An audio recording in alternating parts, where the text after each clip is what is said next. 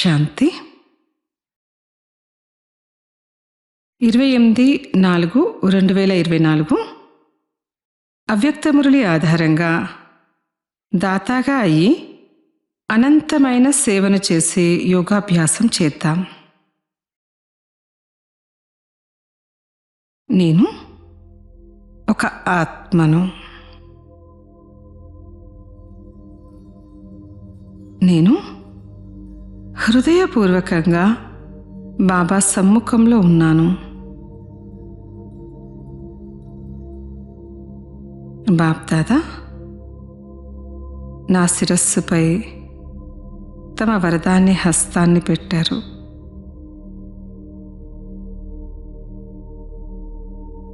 ఈ వరదాని హస్తం నుండి వెలువడుతున్న బంగారు ప్రకాశం నాలోకి ప్రవేశిస్తుంది.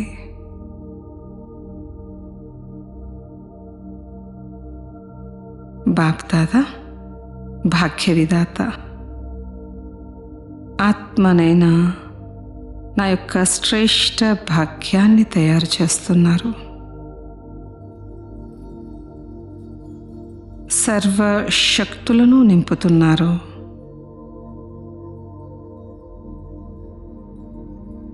బాప్దాదా యొక్క ఉన్నతోన్నతమైన వరదానాన్ని ప్రాప్తి చేసుకునే నేను యోగ్యమైన ఆత్మను.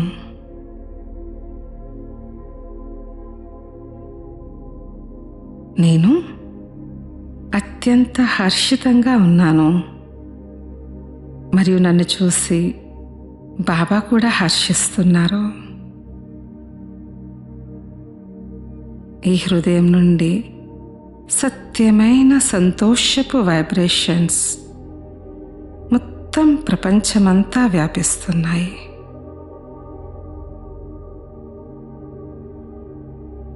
మొత్తం ప్రపంచంలోని దుఃఖాలను నేను దూరం చేస్తున్నాను.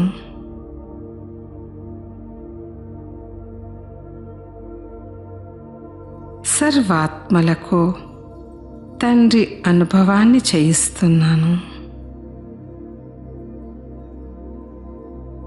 ఇటువంటి అనంతమైన సేవను చేసే పరమాత్ముని యొక్క సహచరుణ్ణైన సేవాధారిని నేను.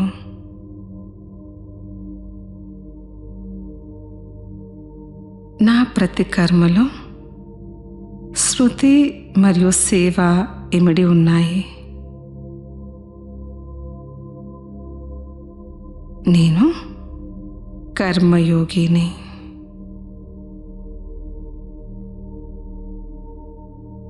ఎలాగైతే ఆత్మ మరియు శరీరం కలిసి ఉన్నాయో అలాగే నా స్మృతి మరియు సేవ కూడా కలిసే ఉన్నాయి.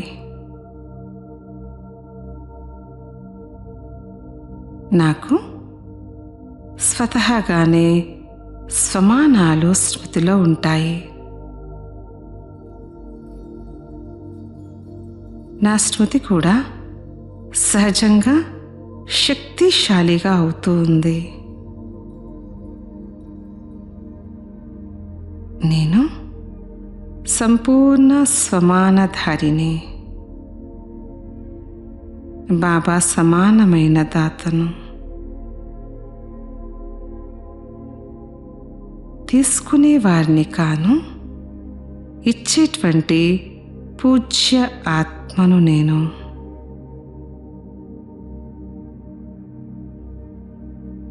సమయం యొక్క పిలుపును నేను వినగలుగుతున్నాను.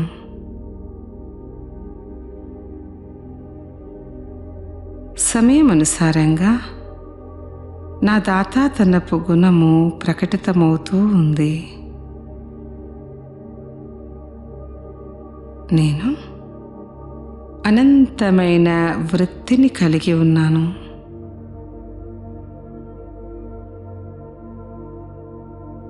సదా సంపన్నంగా నిండుగా ఉన్నాను.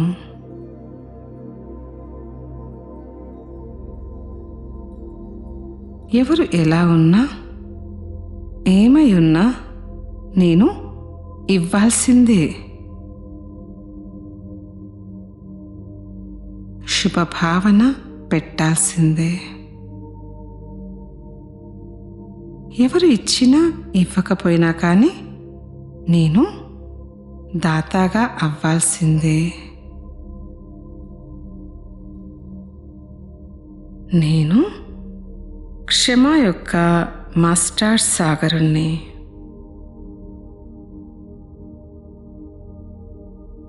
ఎవరైనా గౌరవం ఇచ్చినా ఇవ్వకపోయినా నేను ఇవ్వాలి.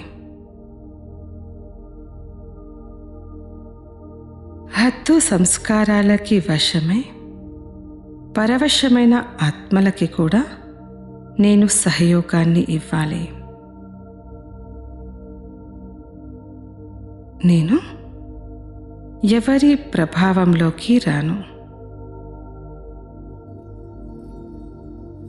ఎవరివైనా నడవడిక కానీ మాటలు కానీ కర్మలేవైనా కానీ నాకు మంచిగా అనిపించకపోతే వాటిని నేను నా మనసులోకి కానీ బుద్ధిలోకి కానీ తీసుకోను.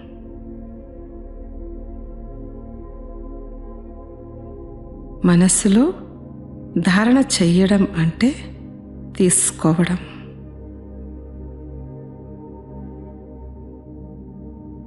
నేను తీసుకునే వారిని కాను, ఇచ్చేటువంటి పూజ్య ఆత్మను.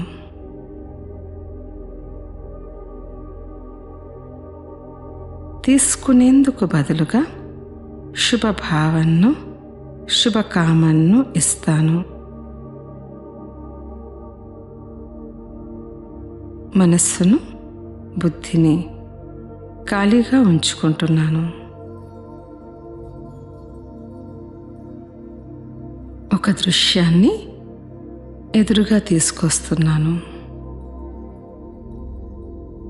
ఒక పెద్ద సూట్ కేసులో అందులో కింద అనేక బంగారు నాణాలు ఉన్నాయి. కానీ ఆ నాణాలపైన ఎన్నో సంవత్సరాలుగా అనేక రకాల అనవసరమైన సామాగ్రి పడి ఉంది. దాంతో ఆ సూట్ కేస్ నిండి ఉంది.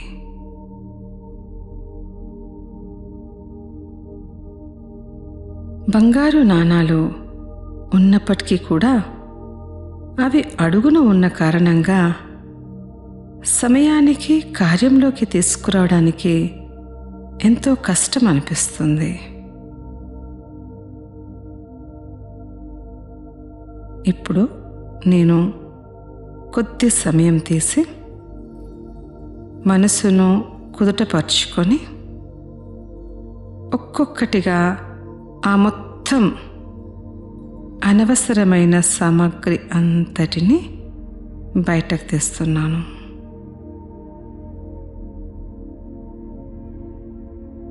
దీని ద్వారా ఆ అమూల్యమైన బంగారు నాణాలన్నింటినీ సహజంగానే కార్యంలోకి తీసుకురాగలను.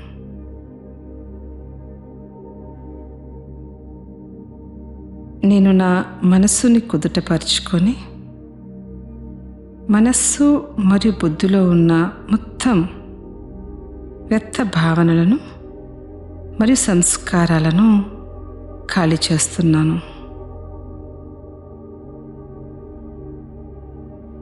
నా మనసు మరియు బుద్ధి ఇప్పుడు పూర్తిగా స్వచ్ఛంగా అయ్యాయి.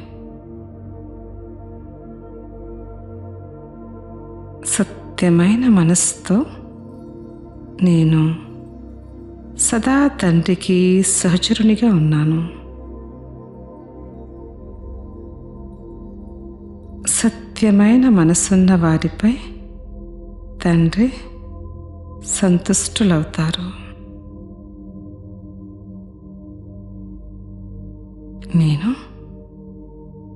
నిరంతర సేవాధారిని మరియు దాతను.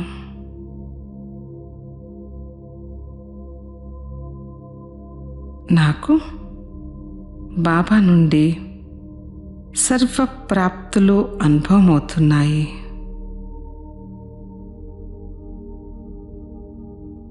వారు నా రక్షకుడు.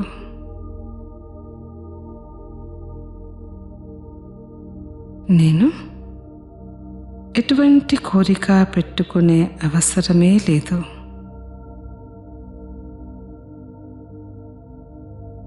ఇది జరగాలి, ఇది అవ్వాలి, వీరు సహాయం చెయ్యాలి, వారు మారితే నేను మారుతాను, ఈ విషయం బాగైతే నేను బాగుంటాను. ఈ అన్ని కోరికల నుండి నేను ఇప్పుడు ముక్తినిగా ఉన్నాను.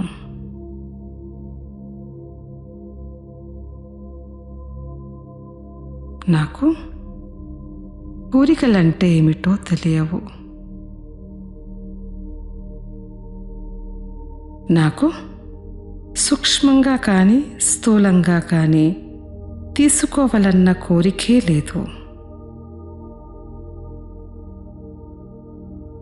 నేను ఇచ్చేటువంటి పూజ్య ఆత్మను.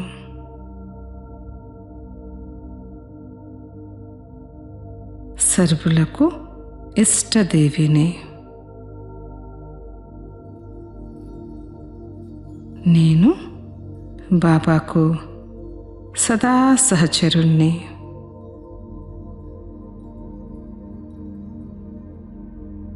నా శృతి లేకుండా తండ్రి ఉండలేరు. నేను తండ్రి లేకుండా ఉండలేను. నేను బాబాతో సదా కంబైండ్ అయి ఉంటాను. ఓం శాంతి.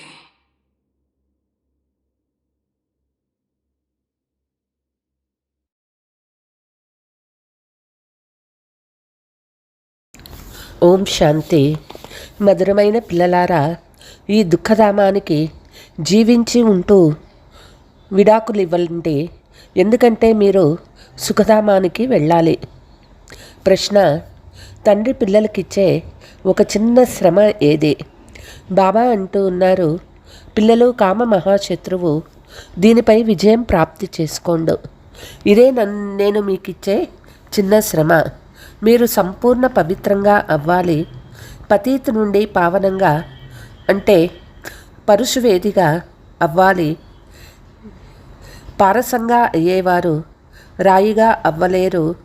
పిల్లలు మీరిప్పుడు సుగంధ పుష్పాలు అయితే తండ్రి మిమ్మల్ని కండ్లపైన కూర్చోపెట్టుకొని తీసుకువెళ్తారు. ఓం శాంతి. ఆత్మీక పిల్లలకు ఆత్మీక తండ్రి అర్థం చేయిస్తూ ఉన్నారు. బ్రాహ్మణులు మనమే మళ్ళీ దేవతలుగా అవుతామని పిల్లలు అర్థం చేసుకున్నారు. ఇది పూర్తిగా నిశ్చయం ఉంది. టీచర్ ఎవరినైతే చదివిస్తారో వారిని తప్పకుండా తన సమానంగా తయారు చేస్తారు. ఇది నిశ్చయమైన విషయము. కల్పకల్పము తండ్రి వచ్చి నరకవాసులైన మనల్ని స్వర్గవాసులుగా తయారు చేస్తారని అర్థం చేయిస్తారు. ప్రపంచమంతటిని తయారు చేయవారు ఎవరో ఒకరుంటారు కదా. తండ్రి స్వర్గవాసులుగా తయారు చేస్తారు, రావణుడు నరకవాసులుగా తయారు చేస్తాడు. ఇప్పుడుండేది రావణ రాజ్యం, సత్యయుగంలో ఉండేది రామరాజ్యము. రామరాజ్య స్థాపన చేయువారంటే రావణ రాజ్య స్థాపన చేయువారు కూడా తప్పకుండా ఉంటారు. రాముడిని భగవంతుడిని అంటారు. భగవంతుడే నూతన ప్రపంచాన్ని స్థాపన చేస్తారు. జ్ఞానమేమో చాలా సులభము, పెద్ద కష్టమేమీ కాదు. కానీ ఎంత రాతి బుద్ధి ఉన్నారంటే పారస్బుద్ధిగా అవ్వడం అసంభవమని భావిస్తారు. నరకవాసుల నుండి స్వర్గవాసులుగా అవ్వడంలో చాలా శ్రమ ఉంది. ఎందుకంటే మాయా ప్రభావం చాలా ఉంది. 50 అంతస్తులు 100 అంతస్తుల భవనాలు ఎంత పెద్దవి నిర్మిస్తారు. స్వర్గంలో ఇన్ని అంతస్తులు ఉండవు. ఈ కాలంలో ఇక్కడ కట్టుకుంటూ ఉన్నారు. ఇక్కడ భవనాలు కట్టుకున్న విధంగా సత్యయుగంలో ఉండవని మీకు తెలుసు. ప్రపంచమంతా కలిసి చిన్న వృక్షంగా ఉంటుందంటే అక్కడ అంతస్తులు కట్టుకునే అవసరం ఉండదు. బాబా స్వయంగా అర్థం చేయిస్తూ ఉన్నారు. అక్కడ లెక్కలేనంత భూమి ఉంటుంది, ఇక్కడ అంత భూమి లేదు. అందుకే భూమి విలువ ఎంతో పెరిగిపోతూ ఉంది. అక్కడ భూమికి ఖరీదు ఉండదు. మున్సిపాలిటీ పన్నులు మొదలైనవి ఉండవు. ఎవరికి ఎంత భూమి కావాలో అంత తీసుకోవచ్చు. తండ్రి నేర్పించే ఈ జ్ఞానం ద్వారా అక్కడ మీరు సర్వసుఖాలు లభిస్తాయి. మనుషులు 100 అంతస్తుల భవనాలు మొదలైనవి నిర్మించేందుకు కూడా ధనము మొదలైనవి ఖర్చు అవుతాయి కదా. అక్కడ ధనము మొదలైనవి ఖర్చు కావు. అపారమైన ధనం ఉంటుంది. డబ్బు అవసరమే లేదు. లెక్కలేనంత ధనముంటే ఆ డబ్బంతా ఏం చేసుకుంటారు? బంగారు, వజ్రాలు, ముత్యాలు మొదలైన వాటితో ఇళ్ళు కట్టుకుంటారు. ఇప్పుడు పిల్లలు మీకు ఎంతో జ్ఞానం ఉన్నది. ఇది వివేకము అవివేకంల మాట. సతో బుద్ధి మరియు తమో బుద్ధి. సతో ప్రధానంగా ఉన్నవారు స్వర్గానికి అధికారులు, తమో బుద్ధిగా ఉన్నవారు నరకానికి అధికారులుగా అవుతారు. ఇది స్వర్గము కాదు, ఇది రౌరవ నరకము. చాలా దుఃఖంలో ఉన్నారు. అందుకే ఓ భగవంతుడా అని పిలుస్తారు. మళ్ళీ మర్చిపోతూ ఉంటారు. ఐకమత్యం కావాలని ఎంతగానో తలలు బాదుకుంటారు. సమావేశాలు మొదలైనవి జరుపుతూ ఉంటారు. కానీ వీరంతా కలిసి ఏకమవ్వరని పిల్లలు మీరు అర్థం చేసుకున్నారు. ఈ వృక్షమంతా శిథిలావస్థలో ఉంది. మళ్ళీ కొత్తదిగా అవుతుంది. కలియుగం నుండి సత్యయుగంగా ఎలా అవుతుందో మీకు తెలుసు. ఈ జ్ఞానాన్ని మీకు ఇప్పుడే ఆ తండ్రే అర్థం చేయిస్తూ ఉన్నారు. సత్యయుగ వాసులే మళ్ళీ కలియుగ వాసులుగా అవుతారు. మళ్ళీ మీరు సంగమవాసులుగా అయ్యి సత్యయుగ వాసులుగా అవుతారు. ఇంతమంది సత్యయుగంలోకి వెళ్తారా అని అంటారు. వెళ్ళలేరు. ఎవరైతే సత్యమైన సత్యనారాయణ కథను వింటారో వారే స్వర్గానికి వెళ్తారు. మిగిలిన వారంతా శాంతిధామంలోకి వెళ్తారు. దుఃఖధామము ఉండనే ఉండదు. కాబట్టి ఈ దుఃఖధామానికి బ్రతికి ఉన్నప్పుడే విడాకులు ఇవ్వాలి. మీరు విడాకులు ఎలా ఇవ్వగలరో కూడా తండ్రి యుక్తి తెలిపిస్తూ ఉన్నారు. ఈ మొత్తం సృష్టిపై దేవీ దేవతల రాజ్యం ఉండేది. ఇప్పుడు మళ్ళీ దానిని స్థాపించేందుకు తండ్రి వచ్చారు. మనమంతా ఆ తండ్రి నుండి విశ్వరాజ్యం తీసుకుంటున్నాము. డ్రామా ప్లాన్ అనుసారం తప్పకుండా పరివర్తన అవుతుంది. ఇది పాత ప్రపంచము. దీనిని సత్యయుగమని ఎలా అంటారు? అసలు సత్యయుగం అంటే ఏమిటో మనుషులకి తెలియదు. చాలా భక్తి చేసిన వారే ఈ జ్ఞానాన్ని పొందేందుకు అర్హులని బాబా అర్థం చేయించారు. వారికి అర్థం చేయించాలి. ఈ కులానికి చెందినవారు కాకుంటే వారికి అర్థమే కాదు. అందువల్లనే సమయం ఎందుకు వృధా చేయాలి? మన సభ్యులు కాకుంటే వారు ఏదీ ఒప్పుకోరు. ఆత్మ అంటే ఏమిటో, పరమాత్మ అంటే ఏమిటో నాకు తెలుసుకోవాలని లేదు అని అంటారు. వారి కోసం మీరు శ్రమ ఎందుకు చేయాలి? బాబా అర్థం చేయిస్తూ ఉన్నారు. భగవాను వాచ అని పైన వ్రాసి ఉన్నారు. కల్పకల్పము పురుషోత్తమ సంగమయుగంలో సాధారణ మానవ శరీరంలో వస్తారు. ఇతడు ఎన్ని జన్మలు ఇతనికి తెలియవు. బాబా తెలుపుతూ ఉన్నారు. పూర్తిగా 5000 సంవత్సరాల పాత్ర ఎవరికి ఉంటుందో బాబా చెప్తారు. ఎవరైతే నెంబర్ 1గా వచ్చారో వారికే ఇలాంటి పాత్ర ఉంటుంది కదా. శ్రీకృష్ణుని మొట్టమొదటి సత్యయుగము రామ్కుమారుడని మహిమ కూడా చేస్తారు. అలాగే మళ్ళీ 84 జన్మల తర్వాత ఏమవుతారు? ఫస్ట్ బికారి నుండి రాకుమారుడు మళ్ళీ రాకుమారుడి నుండి భిఖారిగా ఎలా అవుతారో మీరు అర్థం చేసుకున్నారు. మళ్ళీ తండ్రి వచ్చి గవ్వ నుండి వజ్ర సమానంగా తయారు చేస్తారు. వజ్ర సమానంగా ఉన్నవారే మళ్ళీ గవ్వ సమానంగా అవుతారు. పునర్జన్మలైతే తీసుకుంటారు కదా. అందరికంటే ఎక్కువ జన్మలు తీసుకునే వారెవరో మీరు అర్థం చేసుకున్నారు. మొదట శ్రీకృష్ణుడే వస్తాడని అంగీకరిస్తారు. అతనికి రాజధాని ఉంటుంది. ఎక్కువ జన్మలు కూడా అతనికే ఉంటాయి. ఇది చాలా సులభమైన విషయము. కానీ మనుషులు ఈ విషయాలపై గమనమివ్వరు. తండ్రి అర్థం చేయిస్తే ఆశ్చర్యపడతారు. మొదటి వారే చివరి వారవుతారని తండ్రి ఖచ్చితంగా తెలుపుతారు. ఫస్ట్లో వజ్ర సమానము, లాస్ట్లో గవ్వ సమానము. మళ్ళీ వజ్ర సమానంగా అవ్వాలి, పావనంగా అవ్వాలి. ఇందులో కష్టమేముంది? పారలౌకిక తండ్రి జారీ చేస్తూ ఉన్నారు. కామ మహాశత్రువు. మీరు ఎందుకు పతితులుగా అయ్యారు? వికారాలలోకి వెళ్ళినందున. అందుకే ఓ పతిత పావన రండి అని పిలుస్తారు. ఎందుకంటే తండ్రి ఏమో సదా పారస్ బుద్ధి కలవారు. వారు ఎప్పుడూ రాతి బుద్ధిగా అవ్వరు. మొదటి నంబరు జన్మ తీసుకునే వారితోనే బాబాకు సంబంధం ఉంటుంది. దేవతలైతే చాలామంది ఉంటారు, కానీ మనుషులు ఏమీ అర్థం చేసుకోరు. క్రైస్తవులు క్రీస్తుకు 3000 సంవత్సరాల క్రితం స్వర్గం ఉండేదని అంటారు. వారు చాలా కాలం గడిచిన తర్వాత చివర్లో వచ్చారు కదా. అందువల్లే వారికి శక్తి ఉంది. అందరూ వారి ద్వారా నేర్చుకునేందుకు వెళ్తారు. ఎందుకంటే వారి బుద్ధి తాజాగా ఉంటుంది. వృద్ధి కూడా వారిదే ఎక్కువగా ఉంటుంది. సతో రజో తమో గుణాలలో వస్తారు కదా. అందరూ విదేశాల నుండి అన్నీ నేర్చుకుంటారని మీకు తెలుసు. సత్యుగంలో భవనాలు మొదలైనవి తయారు చేసేందుకు పెద్ద సమయం కూడా పట్టదని మీకు తెలుసు. ఒకరి బుద్ధిలోకి వచ్చిందంటే ఇక వృద్ధి జరుగుతూ ఉంటుంది. ఒకటి తయారు చేసి తర్వాత దాని ద్వారా అనేకం తయారు చేస్తూ ఉంటారు. బుద్ధిలోకి వచ్చేస్తుంది కదా. సైన్స్ వారి బుద్ధి మీ వద్ద ఉన్నంతగా అయిపోతుంది. క్షణంలో భవనాలు నిర్మిస్తూ ఉంటారు.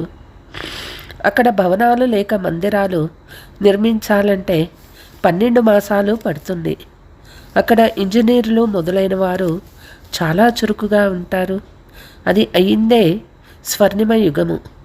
రాళ్ళు మొదలైనవి ఉండనే ఉండవు. మనము ఈ పాత శరీరాన్ని వదిలేస్తాము, మళ్ళీ ఇంటికి వెళ్తామని ఇప్పుడు మీరు కూర్చొని ఆలోచిస్తూ ఉంటారు. అక్కడ నుండి సత్యయుగంలో యోగ బలంతో జన్మ తీసుకుంటాము. పిల్లలకు సంతోషం ఎందుకుండదు? చింతన ఎందుకు నడవదు? ఎవరైతే చాలా మంచి సేవాదారి పిల్లలున్నారో వారికి తప్పకుండా ఆలోచనలు నడుస్తూ ఉంటాయి. ఎలాగైతే వకీలు చదువు పాస్ అవుతూనే నేను ఇది చేస్తాను అది చేస్తాను బుద్ధిలో ఆలోచనలు నడుస్తాయి కదా. మీరు కూడా ఈ శరీరాన్ని వదిలి ఇలా అవుతామని ఆలోచిస్తారు. స్మృతి ద్వారానే మీ ఆయుష్ వృద్ధి చెందుతుంది. ఇప్పుడు మీరు అనంతమైన తండ్రికి పిల్లలు. ఈ గ్రేడ్ చాలా ఉన్నతమైనది. మీరు ఈశ్వరీయ పరివారానికి చెందినవారు. వారికి ఏ ఇతర సంబంధాలు లేవు. సోదరుల కంటే ఉన్నతం చేసేశారు. భాయి అని భావించాలి. దీనిని చాలా అభ్యాసం చేయాలి. సోదరుని నివాసం ఎక్కడ? ఈ సింహాసనంపై అమరమైన ఆత్మ ఉంటుంది. ఆత్మలో నివసించే ఈ సింహాసనం చెడిపోయింది. అన్నిటికంటే చెడిపోయింది మీ సింహాసనాలే. ఆత్మ ఈ సింహాసనంపై విరాజిల్లుతూ ఉంటుంది. బ్రుకుటి మధ్యలో ఏమున్నది? ఇది బుద్ధి ద్వారా అర్థం చేసుకునే విషయాలు. ఆత్మ నక్షత్రం వలె అత్యంత సూక్ష్మమైనది. బాబా కూడా బిందువేనని తండ్రి అంటూ ఉన్నాడు. బాబా మనకంటే పెద్దగా లేరు. మనం శివబాబా సంతానమని మీకు తెలుసు. ఇప్పుడు తండ్రి నుండి వారసత్వం తీసుకోవాలి. అందుకే స్వయాన్ని ఆత్మ భాయి అని భావించండి. తండ్రి మనల్ని సన్ముఖంలో చదివిస్తూ ఉన్నారు. పోను ఇంకా ఆకర్షణ అవుతూ ఉంటుంది. ఈ విఘ్నాలు కాక డ్రామా అనుసారంగా ఏర్పడతాయి. బాబా చెప్తూ ఉన్నారు, మీరు పతితులుగా అవ్వరాదు. ఇది తండ్రి ఆజ్ఞ. ఇప్పుడు ఇంకా తమో ప్రధానమైపోయారు. వికారాలు లేకుండా ఉండలేరు. ప్రభుత్వం వారు సారాయి తాగరాదు అనని చెప్తున్నా తాగకుండా ఉండలేరు. మళ్ళీ వారికే సారాయి తాపించి ఫలానా చోట బాంబు సహితంగా వెళ్ళి పడమని ఆదేశం ఇస్తారు. ఎంత నష్టం జరుగుతుంది. మీరిక్కడ కూర్చొని విశ్వానికి అధికారులుగా అవుతారు. వారక్కడ కూర్చొని విశ్వాన్ని నాశనం చేసేందుకు బాంబులు వేస్తారు. ఎంత సంఘర్షణ ఉన్నది. మీరిక్కడ కూర్చొని తండ్రి స్మృతి చేసి విశ్వానికి అధికారులుగా అవుతారు. ఎలాగైనా సరే తండ్రిని తప్పకుండా స్మృతి చేయాలి. ఇందులో హఠయోగము లేక ఆసనాలు మొదలైనవి వేరే మాటే లేదు. బాబా ఏ కష్టము ఇవ్వరు. ఎలాగైనా కూర్చోండి. కేవలం మేము మీ అత్యంత ప్రియమైన సంతానమని స్మృతి చేయండి. వెన్న నుండి వెంట్రుక తీసినంత సులభంగా మీకు చక్రవర్తి పదవి లభిస్తుంది. సెకండ్లో జీవన్ముక్తి అని మహిమ చేస్తారు. ఎక్కడ కూర్చున్నా తిరిగినా తండ్రిని స్మృతి చేయండి. పవిత్రం అవ్వకుండా ఎలా వెళ్తారు? పవిత్రంగా అవ్వకుంటే శిక్షలు అనుభవించాల్సి ఉంటుంది. ధర్మరాజు వద్దకు వెళ్ళినప్పుడు అందరి లెక్కాచారాలు సమాప్తమవుతాయి. ఎంత పవిత్రంగా అయితే అంత ఉన్నత పదవి పొందుతారు. అపవిత్రంగా ఉంటే ఎండిపోయిన రొట్టె తినాల్సి ఉంటుంది. తండ్రిని ఎంతగా స్మృతి చేస్తారో అంత పాపాలు నశిస్తాయి. ఇందులో ఖర్చు మొదలైన మాటేమీ లేదు. భలే ఇంట్లోనే ఉంటూనే తండ్రి నుండి మంత్రం తీసుకోండి. ఇది మాయను వశపరుచుకునే మన్మనాభవ మంత్రము. ఈ మంత్రము లభించిన తర్వాత భలే ఇంటికి వెళ్ళండి. నోటితో ఏమీ అనకూడదు. బాబా మరియు బాబా ఇచ్చే ఆస్తిని స్మృతి చెయ్యండి. తండ్రిని స్మృతి చేసినందున మనము సతో ప్రధానంగా అవుతాము. పాపాలు తొలగిపోతాయని మీకు తెలుసు. బాబా తన అనుభవం చెప్తూ ఉన్నారు. భోజనం చేసేందుకు కూర్చుంటారు. బాబా స్మృతి చేసి తింటానని అనుకుంటాను. వెంటనే మర్చిపోతారు. ఎందుకంటే ఎన్నో విషయాలు అంత తల అనే గాయనం ఉంది కదా, ఎంతో గమనం ఇవ్వాలి వస్తుంది. ఫలానా ఆత్మ చాలా సేవ చేస్తుంది, తనను స్మృతి చేయాలి. సేవాదారి పిల్లలను చాలా ప్రేమిస్తారు. ఈ శరీరంలో విరాజమైన ఉన్న ఆత్మను స్మృతి చేయమని మీకు కూడా చెప్తూ ఉన్నారు. ఇక్కడికి మీరు వచ్చేది శివబాబా వద్దకు. తండ్రి అక్కడ నుండి కిందకి వచ్చారు. భగవంతుడు వచ్చారని మీరు అందరికీ చెప్తారు. కానీ వారు అర్థం చేసుకోరు. యుక్తిగా తెలియచేయాల్సి ఉంటుంది. హద్దు తండ్రి మరియు బేహద్దు తండ్రి ఇద్దరు తండ్రులు ఉన్నారు. బేహద్దు తండ్రి రాజ్యాన్ని ఇస్తారు. పాత ప్రపంచం వినాశనం కూడా ఎదురుగా నిల్చొని ఉంది. ఏకధర్మ స్థాపన మరియు అనేక ధర్మాల వినాశనం జరుగుతుంది. తండ్రి చెప్తూ ఉన్నారు, ఒక్కరినే స్మృతి చేస్తే మీ పాపాలు భస్మమైపోతాయి. ఇది యోగ అగ్ని. దీని ద్వారా మీరు తమో ప్రధానం నుండి సతో ప్రధానం అవుతారు. ఈ పద్ధతిని తండ్రి తెలిపించారు. తండ్రి అందరినీ పుష్పాలుగా తయారు చేసి కళ్ళపై కూర్చోపెట్టుకుంటారు, తీసుకువెళ్తారు. పిల్లలు మీకు తెలుసు, ఏ కళ్ళు? జ్ఞాన నేత్రాలు. ఆత్మల్ని తీసుకువెళ్తారు. తప్పకుండా వెళ్ళాల్సిందే. అంతకుముందే తండ్రి నుండి వారసత్వం ఎందుకు తీసుకోరాదు? సంపాదన కూడా చాలా గొప్పది. తండ్రిని మర్చిపోతే నష్టం కూడా చాలా ఉంటుంది. పక్కా వ్యాపారులుగా అవ్వండి. తండ్రిని స్మృతి చేయటం ద్వారా ఆత్మ పవిత్రంగా అవుతుంది. ఒక శరీరం వదిలి మరొకటి తీసుకుంటుంది. అందుకే తండ్రి చెప్తూ ఉన్నారు, మధురాతి మధురమైన పిల్లలు ఆత్మాభిమానిగా అవ్వండి. ఈ అలవాటు పక్కాగా అవ్వాలి. స్వయాన్ని ఆత్మగా భావించి తండ్రి ద్వారా చదువుతూ ఉంటే నావ తీరానికి చేరుకుంటుంది. శివాలయంలోకి వెళ్ళిపోతారు. చంద్రకాంతుని వేదాంతంలో కూడా ఈ కథ ఉంది. నావ పోతూ ఉంటుంది. మధ్యలో దిగుతారు. ఏదో వస్తువుపై ఇష్టపడతారు. స్టీమర్ వెళ్ళిపోతుంది. భక్తి మార్గంలోని ఈ శాస్త్రాలు మళ్ళీ తయారవుతాయి. మీరు చదువుతారు. బాబా వచ్చినప్పుడు అవన్నీ వదిలేస్తారు. తండ్రి అందరినీ తీసుకువెళ్ళేందుకు వచ్చారు. భారతదేశపు ఉన్నతి మరియు పతనము ఎలా జరుగుతుందో ఎంత స్పష్టంగా ఉంది. ఇతడు నల్లగా మరియు తెల్లగా అవుతారు. బ్రహ్మ నుండి విష్ణువు, విష్ణువు నుండి బ్రహ్మగా అవుతారు. కేవలం ఒక్కరే అవ్వరు కదా. ఇదంతా విశదీకరించాలి. కృష్ణుణ్ణి గురించి కూడా వివరించటం జరిగింది.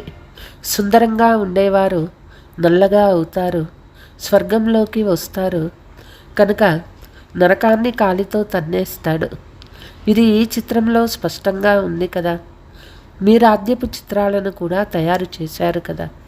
అచ్చా, మీటే మీటే సికీలతే బచ్చోం ప్రతి మాత్ పితా బాప్ దాదా కా యాద్ ప్యార్ और गुड मॉर्निंग. रूहानी बाप की रूहानी बच्चों को नमस्ते.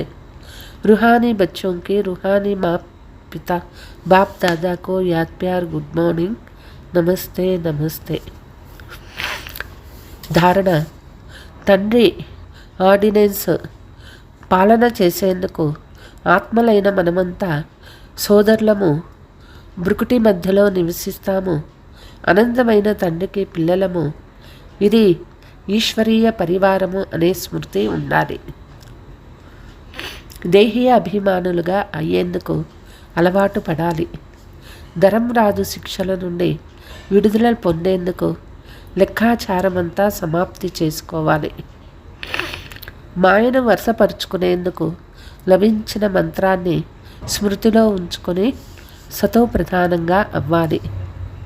వరదానము: బిందువు రూపంలో స్థితమయ్యి ఇతరులకు కూడా డ్రామా బిందువు యొక్క స్మృతిని ఇప్పించే విఘ్న వినాశక్ భవ.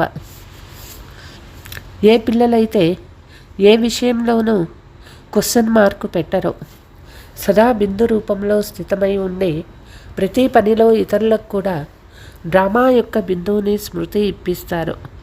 వారినే విఘ్న వినాశకులు అంటారు. వారు ఇతరులను కూడా సమర్థులుగా చేసి సఫలత యొక్క గమ్యానికి సమీపంగా తీసుకువస్తారు. వారు హద్దులోని సఫలత యొక్క ప్రాప్తిని చూసి సంతోషించరు, కానీ బేహద్దు యొక్క సఫలతామూర్తులుగా ఉంటారు. సదా ఏకరసంగా ఒకే శ్రేష్టమైన స్థితిలో స్థితమై ఉంటారు. వారు తమ సఫలత యొక్క స్వస్థితి ద్వారా అసఫలతను కూడా పరివర్తన చేస్తారు. స్లోగన్: ఆశీర్వాదాలు తీసుకుంటూ ఆశీర్వాదాలు ఇస్తూ ఉంటే చాలా త్వరగా మాయాజీత్ అవుతారు. అచ్చా, ఓం శాంతి.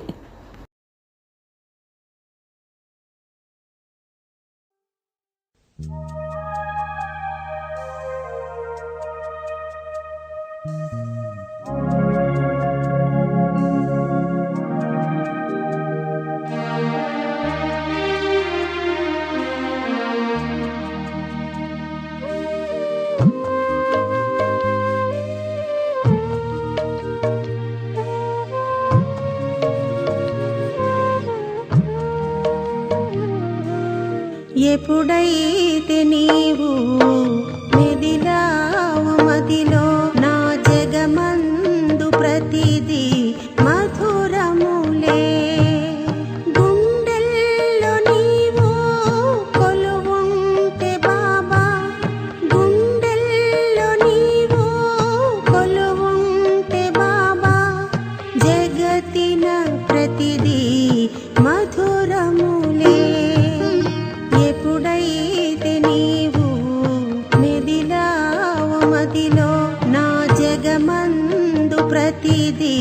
మధురములే. ఆ ఆ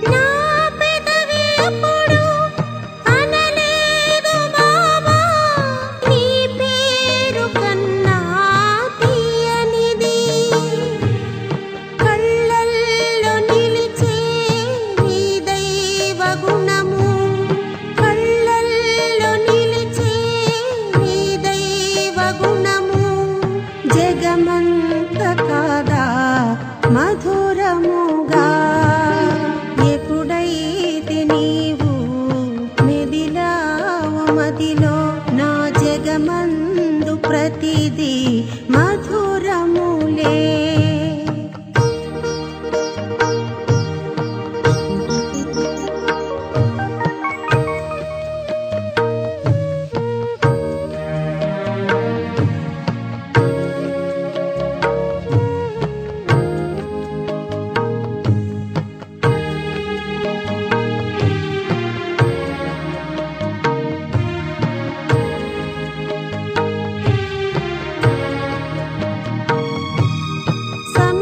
సంస్కారమంతా నేర్పావు బాబా నీ దారిలోన మమ్ము నడిపి ఆ వెలుగునంతా చూపావు బాబా మాలోని చీకటిని మాపి